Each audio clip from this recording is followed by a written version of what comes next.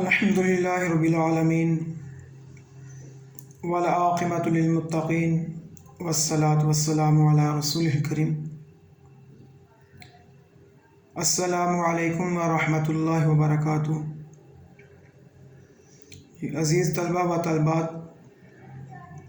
Lecture number 16 کے part number 1 میں ہم نے اپنے چھٹے باب کی جو 2 آیات ہیں سورہ نور کی، آیت نمبر 30 اور آیت نمبر 31، ان کا ترجمہ اور آیت نمبر 30 کی مختصر سی تشریح ہم نے پڑھی تھی۔ آج کے لیکچر میں جو آیت نمبر 31 ہے سورہ نور کی، چیپٹر نمبر 6، جو کورس آؤٹ لائن میں آپ کے سامنے ہے، جس کا ترجمہ آپ لیکچر نمبر 16 کے پارٹ نمبر 1 میں آپ پڑھ چکے ہیں۔ اس میں اللہ تبارک و تعالی فرما رہے ہیں، اپنے پیارے حبیب صلی اللہ علیہ وسلم کو حکم فرما رہے ہیں کہ کل للمؤمنات یغضضن من ابصارہن، کہ آپ مومن عورتوں سے بھی کہہ دیجئے کہ اپنی نگاہیں نیچی رکھیں اور اپنی وَيَحْفَظْنَ فُرُوجَهُنَّ، اور اپنی شرمگاہوں کی حفاظت کیجیے۔ وَلَا يُبْدِينَ زِينَتَهُنَّ، اور اپنے زیب و زینت اس کو ظاہر نہ کریں، إِلَّا مَا ظَهَرَ مِنْهَا،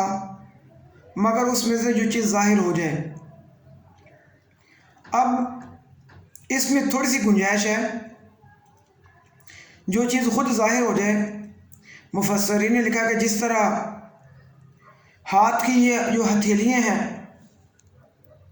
بہتر تو یہ خواتین ان کو بھی ڈھانپ کر رکھیں، ان ہاتھوں کے اوپر بھی کسی غیر محرم کی نظر نہ پڑے۔ اور اسی طرح چہرے کو ڈھانپا جائے۔ اس طرح پاؤں ہیں، تو یہ جو چیزیں ہیں ان کو ذرا مشکل ہے، اور خصوصاً جو ہاتھ کی ہتھیلیاں اور پاؤں ہیں ٹخنے سے نیچے، تو یہاں جو بتایا گیا الا ما ظہر منہا، مگر اس میں سے جو ظاہر ہو جائے، یعنی ان میں گنجائش ملتی ہے، کچھ نرمی ہے ہاتھ کی ہتھیلیوں کے حوالے سے اور پاؤں کے حوالے سے، ٹخنوں کے نیچے سے، اور چہرے کے حوالے سے اکثر مفسرین نے یہ لکھا کہ اسلام کے اندر چہرے کا بھی پردہ ہے۔ اگر چہرہ نہیں تو پھر اس لیے سورہ نساء کی باقی آیات میں بھی اللہ تبارک و تعالیٰ نے پردے کے احکامات بتائے کہ مومن عورتیں اپنی اوڑھنیاں اپنے اوپر دے کے رکھیں، اپنی چادر، ایک چادر کے نیچے خواتین کے لیے اوڑھنی ہوتی ہے جو وہ گھر کے اندر استعمال کرتی ہے، اپنے محرم رشتہ داروں کے سامنے اس کا سر ڈھانپا ہوا ہو، سر ننگا نہ ہو، اسی طرح اس کا سینہ۔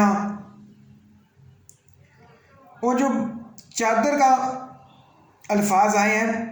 اس سے مراد بڑی چادر ہے، جب گھر سے کہیں باہر نکلنا ہے تو اپنے آپ کو بالکل کور کر کے، اس کا متبادل اب بڑی چادر کا برقع آ گیا ہے کہ برقع پہن کر۔ تو یہاں جو بتایا گیا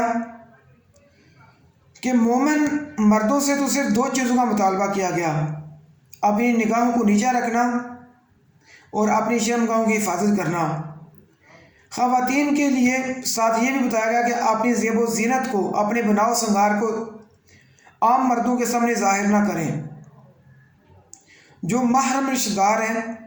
ان کی یہاں پہ فہرست آ گئی، اللہ تبارک و تعالیٰ نے پوری فہرست دے دی کہ محرم رشتہ داروں کے سامنے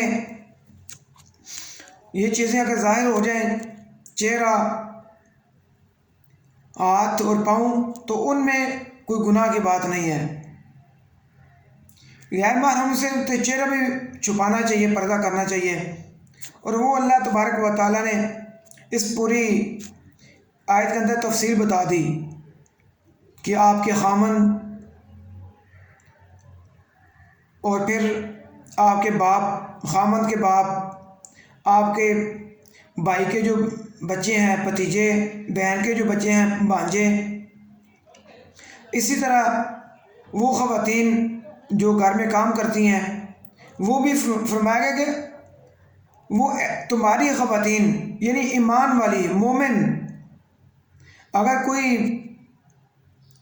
غیر مذہب ہے تو اس سے بھی اپنی بناء و سنگار کو چھپانا چاہیے، اور اسی طرح وہ عورت جو بد اتوار ہو، جس کی عادتیں ٹھیک نہ ہوں، اس سے بھی زیب و زینت کو ظاہر نہیں کرنا چاہیے، اور اسی طرح وہ مرد جو آپ کے ماتحت کام کر رہے ہوں، خدمت گزار، اگر وہ بالغ ہو جائیں لیکن ساتھ یہ شرط لگائے کہ جن کو خواتین کے حوالے سے کوئی دلچسپی نہ ہو، ان کی خفیہ چیزوں کے حوالے سے، خواہشات کے حوالے سے، شہوات کے حوالے سے وہ دلچسپی نہ رکھتے ہوں۔ مثلا کچھ گھروں میں پرانے لوگ، پوری کوئی فیملی کام کر رہی ہوتی ہے، پہلے باپ کام کرتا رہا، اس کے بعد اس کے بیٹے اسی گھر میں پرورش کی، تو ان سے یہاں پہ گنجائش کچھ ملتی ہے، لیکن وہ بھی ایسے کہ جن کو خواتین کے حوالے سے کوئی خواہشات نہ ہو۔ اور پھر آگے بتایا گیا ایسے بچے فی الطفل الذی لم یظہر علی عورات النساء، جن پر ابھی عورتوں کے پوشیدہ بات ظاہر نہ ہوئے ہوں، تو ان سے بھی گنجائش ملتی ہے۔ تو عزیز طلبہ و طالبات، میں اپنے اس لیکچر کو مختصر کرتے ہوئے بتاتا ہوں کہ اسلام نے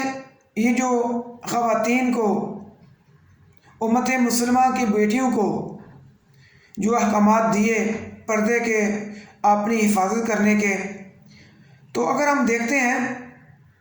تو انسان کے پاس جو سب سے قیمتی چیز ہوتی ہے، اسلام اس کی حفاظت کرتا ہے، انسان اس کی حفاظت کرتا ہے۔ مثلا اگر ہم دیکھتے ہیں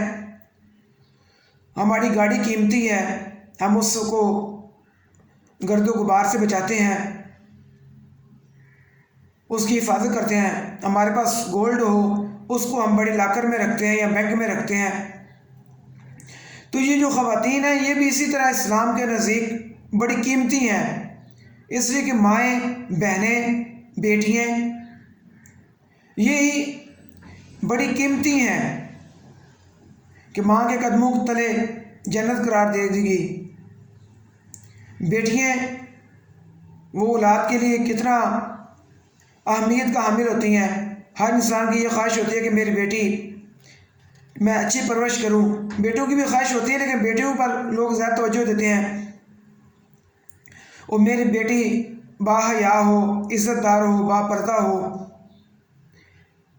اس لیے کہ اسلام نے جس چیز کو کور کرنے کا، ڈھانپنے کا حکم دیا، وہ صرف اس کی اہمیت اور فضیلت کے لیے۔ ہم دیکھتے ہیں کہ ہم جب کوئی چیز، کوئی کھانا لیتے ہیں تو اس کو اوپر ڈھانپتے ہیں تاکہ اس کو اوپر مٹی، گرد و غبار نہ آئے۔ اگر ہم گوشت لے کر آتے ہیں تو اس کو بھی ڈھانپ کر لاتے ہیں کہ اس کو پرندے نہ نوچ لیں۔ تو اس لیے خواتین کو بھی یہ حکم دیا گیا کہ زمانے کے اندر آپ نے باحیا بن کر رہنا ہے، اپنے کردار کو پاک صاف رکھنا ہے۔ آپ امت کی مائیں ہیں، بیٹیاں ہیں، بہنیں ہیں، تو اس وجہ سے یہاں پہ فرمایا گیا کہ اپنی زیب و زینت کو بھی صرف ان لوگوں کے سامنے ظاہر آپ کر سکتے ہو جو آپ کے محرم رشتہ دار ہیں۔ اب محرم رشتہ دار جن سے آپ کا نکاح نہیں ہو سکتا، وہ محرم رشتہ دار ہوتے ہیں۔ تو اس لیے اسلام نے اس کی تعلیم دی کہ تاکہ معاشرے میں امن رہے، ہر آدمی کے گھر میں سکون رہے۔ اللہ تبارک و تعالیٰ سے دعا ہے کہ اللہ تبارک و تعالیٰ ہمیں قرآن مجید کو پڑھنے کی، اس کو سمجھنے کی، اس پر عمل کرنے کی توفیق عطا فرمائے۔ وَأَقُولُ قَوْلِي هَٰذَا أَسْتَغْفِرُ اللَّهَ لِي وَلَكُمْ وَلِسَائِرِ الْمُسْلِمِينَ۔